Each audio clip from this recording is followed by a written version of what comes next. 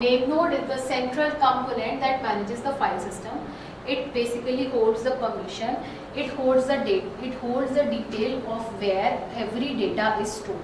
So name node is basically the master system which holds the file information where actually the files are stored, and it only allows other components, other external machines like the client to allow read or write permission to such files. Now coming down to the next component, that is data node. Data node is basically the component of HDFS which is responsible for storing and managing actual data blocks on the local file system. That means it is the collection of system where actually the data is stored in distributed fashion. That means a large data set is arrived. It is divided into smaller fragments, and then different machines, different computer systems which are called data nodes hold those blocks of data. Now the third component is the client. Client in HDFS interacts with the name node, and name node allows access to manipulate, to store the data in the distributed file system.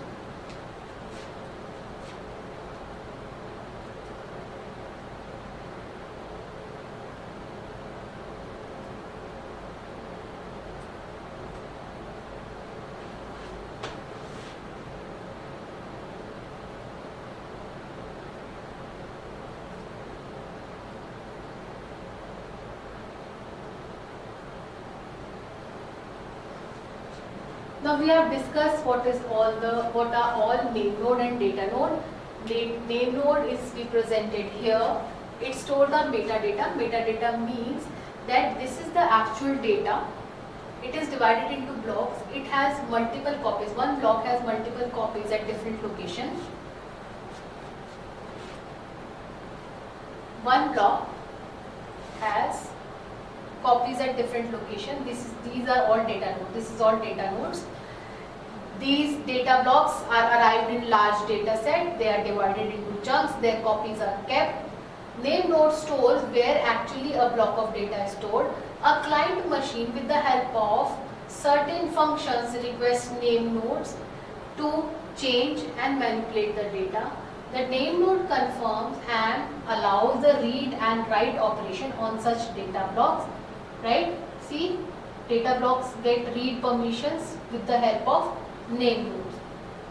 Okay, so high availability is a feature of HDFS. High availability supports the use of secondary name node which can take over primary name node. If there are multiple numbers of name nodes which are managing these data nodes, then we have secondary name nodes which helps us to further properly manage this particular distributed file system. So what are the operations that can be conducted on distributed file system, Hadoop distributed file system? First, a client can create new files by interacting with the name node. We can create new files with the help of multiple functions. Client machine can request name node to allow read access of the blocks from the data nodes, and ultimately file system in Hadoop distributed file system, the client machine can write data into this data blocks by taking permission from the name nodes. Now what the basic features of HDFS, the basic functionalities of HDFS, that it provides replication. What does that mean?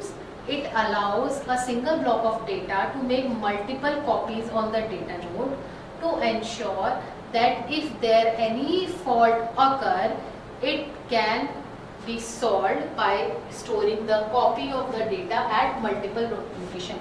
So these are rack. A rack has multiple data nodes. One rack can have multiple data nodes, and this is where all the data blocks are stored. The copy of the data are also stored at other racks as well. So if one rack, say one data node of a rack fails, the other rack of any of these different racks can have the copy of the data. It can have secondary name node in order to manage the high load on name node. We have secondary name node which helps to further manage the system in an efficient manner.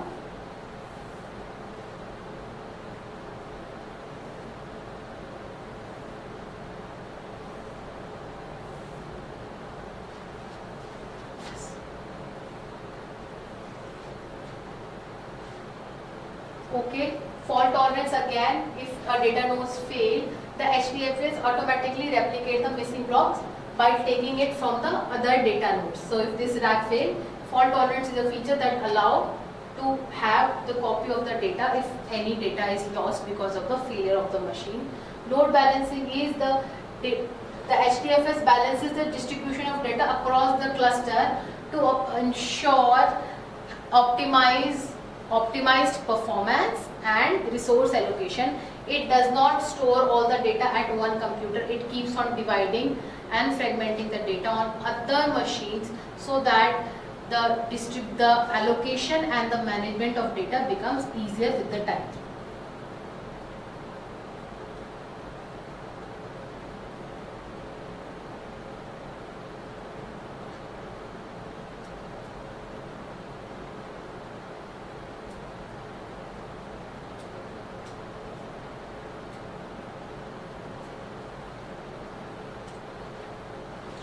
What does HDFS as a security provides? It provides authentication, authorization and encryption. It protects the data. Authentication, it ensures that only authorized user can access the data in the file system. Authorization provides granular access control. Granular access control means not every person is allowed to use all the part of the data. Specific permission for specific part of data is allowed in granular access control. And next is encryption. Encryption is the data is end-to-end encrypted in order to protect the file system, the data stored in the file system. Now HDFS performance optimization, it provides data locality. That means HDFS prioritize data processing on the same nodes where the data is stored. That means where the data was actually stored, all the changes, manipulation, reading and writing operation are preferred to be performed on the same data where it was actually stored to minimize, to reduce network latency. Next is the block size. The HDFS uses large block size, which is typically 128 MB for each data block, to reduce overhead in managing multiple copies of the data if the number of data fragments is small. Next is caching. The HDFS support caching frequency, access block, the block memory to improve read and write performance. It has a caching concept so that we can easily access data. Now, what are the major key takeaways? So, HDFS provides scalable storage. HDFS is highly available in nature. HDFS provides performance optimization, and HDFS has security and access control in order to manage large category of data that occurs on the system. That's all for the class. Thank you so much.